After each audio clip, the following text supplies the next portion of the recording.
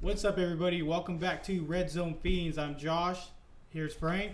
And we got a couple great categories to go over. First off, we'll go to college football. We went 1-for-1 last week. Put our money on Michigan. Yeah, Michigan fell flat second half. First half, they put up 23 points. Yeah. Third quarter, first drive or second drive, whichever one, they put up 7 real quick. So it was 30. They had 30 with like 12 minutes left to go in the third quarter. Only 3 after that. Yeah. So TCU, Colorado. We did hit on that one, right? Yes, prime time, TCU, Prime time. Colorado. That one was a little shaky, but we got the plus 20.5 on that game. Won the money line straight out right. Yeah. Yeah. Deion Sanders and that Colorado team. Yeah, they did great. Shedeur Sanders, he did awesome. 510 passing yards, 4 touchdowns. Amazing. Best performance by Colorado quarterback in history. Yeah. It was only his first game. Mm-hmm. Yeah, he had 4 receivers that went over 100 yards. Their running back, he ran it a couple times, only had 24 rushing yards. I think he was the second string, but he was an amazing pass catcher. He also got 3 touchdowns and over 100 yards receiving.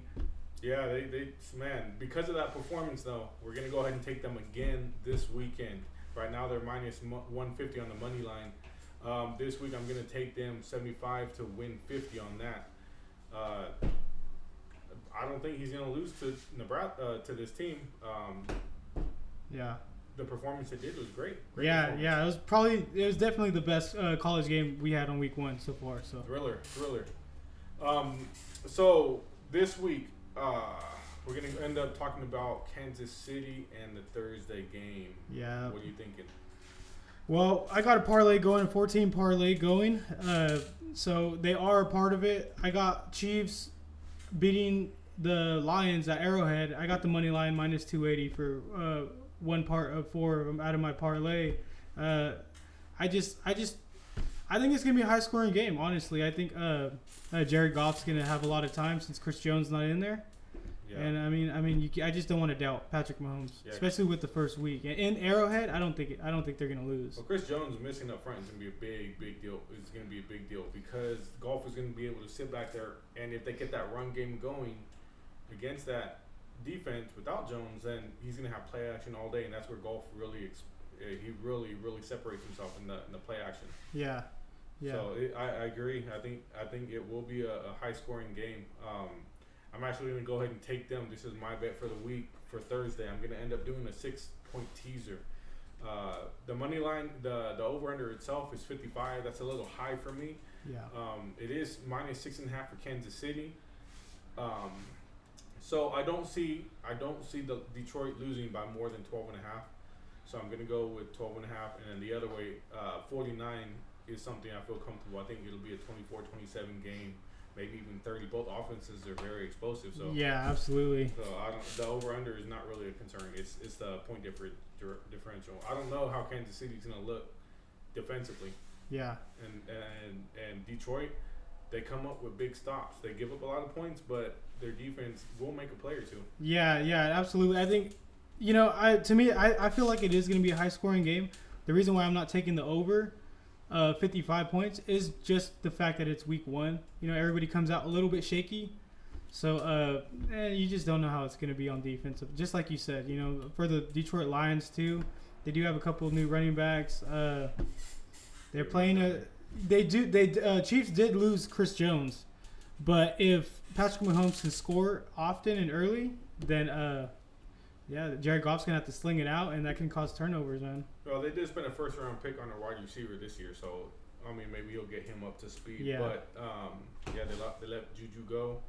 But really, any receiver will excel with Patrick Mahomes, if you think about it. Everybody, even though Juju he wasn't their main option, whatever, he still put up solid numbers in the offense, despite being a low number 1, or some people would say a decent number 2, top number 2, wide out. So as always, though, they have Kelsey, so that guy's gonna go off. Yeah, that's. So he's gonna get his points. If you drafted him for fantasy and you spent a top 5 pick, you're gonna get your money's worth this week. But it's steep price, but you'll get your money's worth. Speaking of fantasy, we will go over a bunch of fantasy mostly on Sunday, but for the Thursday night game, we do have a couple names we want to go over.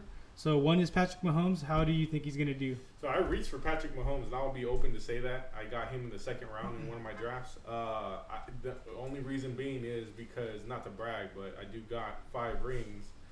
And I was like, you know what? Let me go ahead and change up my style this year, and let me go ahead and get Patrick Mahomes to see how he'll do. I've never had him, but every time I play him, he always puts up 28, 30 points on me in the standard league. So I reached for him at number 2 this year, and I'm expecting 5,300 yards, 45 touchdowns, and 13 picks. Yeah. So for week 1, I do think he's going to throw around 3 touchdowns. I say about 270 yards. I think he's going to have a good week 1. Well, the Lions do have good pass rushers. That one kid from Michigan, actually, Aiden. Yeah. I forget his name, but yeah, he was talked about as going for rookie of the year at one point. Yeah, he was. Yeah, he did great last year. Actually, his rookie year. So I think he's going to step it up. I think he had a pick 6 too. Matter of thing. Yeah, he did have one. He had one last year. Yeah. Yeah, that kid was. Oh, man, I watched him play in Michigan every Saturday last year. But yeah. I can't think big dude, big white dude. Reminds me of J.J. Watt style of play. I can't think about it either. Andrew has his rookie card. Aiden Hutchinson. There it is. Right. Aiden Hutchinson. Yeah. There we go. My man Aiden Hutchinson. Andrew has his rookie card, so I told him to save that bad boy. Hey, that Lion defense, they will step up and make plays. That's why it's kind of I don't see them losing. The Lions losing by more than 12.5. Yeah. Could they? Possibility, but I think the numbers, the probabilities are not very. I think it's, like you said, it's gonna be a shootout. And in shootouts, you don't lose by more than 10. Yeah, that's right. All right, well, Travis Kelce. How do you think his production is going to do for our fantasy footballers that drafted in week 1? Okay, PPR. We'll just stay with PPR. If you want to switch over to standard, we'll do PPR. But PPR, that guy's going to be a beast. Like I said, I reached for him and grabbed him number 2. So. Yeah, I believe that he's going to get around 8 catches. Because Patrick Mahomes doesn't have top-notch receivers. He does have Kadarius Toney, but he didn't show me too much last year of anything. So I predict around 8 catches, probably around 113 yards, and probably 1 touchdown. That's what I got for Travis Kelce this week. Yeah, Kelce's gonna be. He's gonna get his points. Like I said, if you got him top 5, he's big thing to eat, but you're gonna make out. I got him last year. Yeah. All right, one more on the Chiefs. Pacheco. So. If it goes to a shootout, obviously he's not going to run the ball too much, right? Last year... Well, he's more of their catching running back. Yes, pass catcher. So he's better out of a PPR standpoint. I think he'll get around like 4 catches, maybe 4 to 5 catches. I say around like 30, 40 yards. If CEH does not stay healthy, then I don't see why Pacheco won't take over the backfield full time. I don't doubt so he's the guy. He could be a handcuff sleeper. Yeah. Think about it, because they don't have anybody else really. Yeah. I don't doubt Pacheco is going to beat out CEH. I think he absolutely is. It's just that the Chiefs pass it so much in the red zone. It's hard to trust. That's where your pick. That is gonna be yeah, exactly. So it's hard to trust the running game with Pacheco and the Chiefs. For touchdowns, man, it's more going to Kelce. Or Patrick Mahomes takes off. Yes, or these crazy trick plays they usually have. So yeah. I don't think he's going to be too much. Maybe on a PPR standpoint, on a good week, he'll probably this week. I think he's going to get around like 12 points, maybe about like 50 rushing yards, 5 catches, 30, 40 yards. That's about it. Yeah, it's not bad. Not being modest, and he always has that threat because they're in the red zone so much, because they put so many points on the board. Yeah. He has more opportunities. So. Okay. All right. Well, switching off to the Lions team. First, Jared Goff. How do you think he's going to do week 1? I think he's going to feast, man. I think because of the absence of Chris Jones, he's going to be play action. He's going to run the ball, play action. And he can swing. He has an arm. Yeah, he's super underrated. It's crazy. He has some good receivers. St. Brown, he's a monster. Oh, St. Brown's a beast. They got Hawkinson, beast. I mean, when he came over from Minnesota, that's when they really started cooking. Oh yeah, for sure. Yeah, he signed a huge contract with them too. Absolutely. What do you predict his stats to be week 1? For Hawkinson? For Jared Goff. Jared Goff, I don't see why he can't go over 280. 280 yards, 280. Okay. Only because I see them running the ball a lot to set up the play action. Uh-huh. the Chiefs might play a shell defense, bend but don't break defense. So they'll probably get a lot of yards. Yeah. Total yards. Yeah. Which is going to waste a lot of clock. But I just don't see any defenses slowing down either offenses. Maybe the Lions with Aiden Hutchinson, I forget the other pass rushers too, but they came on really strong at the end of the year. Yeah, so I'm pretty sure my guess is definitely going to be a shootout. I would probably say around 260 yards for Jared Goff, maybe 2, maybe 3 touchdowns for week 1. So, yeah, those are my stats for him. St. Brown, how do you think he's going to do week 1? It's hard to say because of how Hawkinson is only going to be used more this year because he signed that contract and because they want to say, hey, you know what, we signed you, we're going to use you. So we don't know if he's going to eat targets away from St. Brown or if he's going to attract so much attention in the middle that it's going to open up everything for St. Brown. So it can go either way. Yeah. But I'll say at worst, St. Brown's going to have the same production as he did last year, minus being hurt. So whatever weeks that he was hurt last year, just plug in his average stats, and you're going to get a top 10 receiver. Yeah. If he doesn't get hurt, I think he's going to be around the top 6 receiver, honestly. Yeah. It won't surprise me if he is, just because of the volume he gets. He's a really, really good slot receiver. Yeah. All right. Well, David Montgomery. They got rid of Swift. David Montgomery's the fill-in. So if it goes to a shootout, like kind of how we predict, I kind of have the same prediction as Pacheco and Montgomery. If it is a shootout, do you feel like he's going to be a big factor in this game? No. Sorry, I'm not a big fan of David Montgomery at all. Never drafted him. Just been watching him play in Chicago. I understand in Chicago they had no quarterback. They had quarterback issues. They had receiver issues. They had offensive line issues. I understand that, but he just looks average to me. He just looks like a big bulky back. Average speed, average vision. He's just average to me. Yeah. I won't be surprised if he doesn't get at least one touchdown because the Lions do drive down the field a lot. So if they get to that red zone, he's a big back, like you said. So yeah. I'm sure he's going to get a lot of goal line opportunities. Yeah, that's what I feel like. I just mean in general, I don't have high expectations for him unless it's goal line situations. And then he'll save your fantasy thing this year. But if you're expecting top 10 running back positions, I don't think.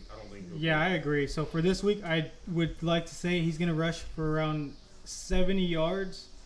Maybe have a reception, but the money is on that red zone. So we just got to hope the Lions get in the red zone, and hopefully he'll get a touchdown for all you Montgomery fantasy drafters. Well, they let Jamal Williams go, right? Yeah. The other back, man. They might if they use him, Montgomery, the same way they use Williams as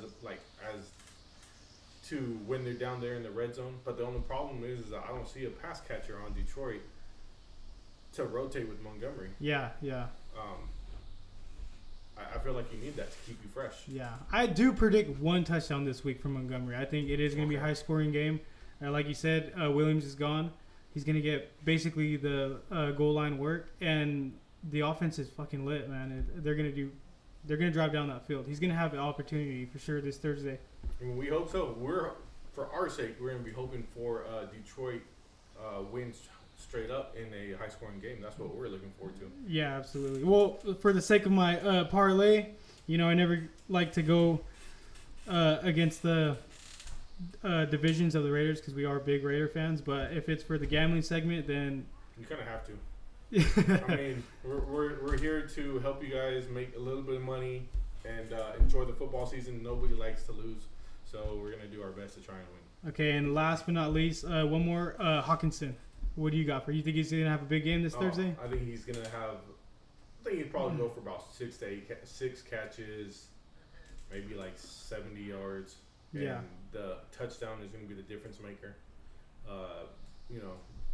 Whether he gets 15 points or whether he gets just your standard 21 or get 21 points instead of I absolutely I agree on that one. I think he's gonna get around those stats that you said. 15 floor. High 21. Yeah. I just like Montgomery. Everybody on that Lions offense is gonna have a chance to score a touchdown. So the 3 big players are St. Brown, Montgomery, and Hawkinson. I think Montgomery and Hawkinson definitely have a good chance of scoring this week. Now, the noise at Arrowhead, do you think that's going to be an issue for Jared Goff? Absolutely, but I think after maybe about a quarter or two, I think after a quarter or two, he might find his groove and he's going to get that Lions offense going. Well, that Lions offense, they should be pretty comfortable playing with each other. I mean, it's basically the same offense, but with David Montgomery playing. I don't think he was too much of an upgrade over a healthy Swift. I'll take over Montgomery any day, but Swift couldn't stay on the roster. You know, I don't really know why they let Jamal Williams go, but hey, I guess they're banking on Montgomery. I'm not sure his contract situation, but they probably played him pretty well. No. But anyway, so I'll go over with you guys with my picks on Sunday. We'll be here Sunday live before the game. We'll lay down Josh will go ahead and lay down his 4 full. That's right. Tune in Sunday for the rest of that parlay. Help you win some money. His full 4-leg parlay. I'm probably going to only have a 2-legger. But until then, like, subscribe, and we'll see you guys on the next episode. Red Beans.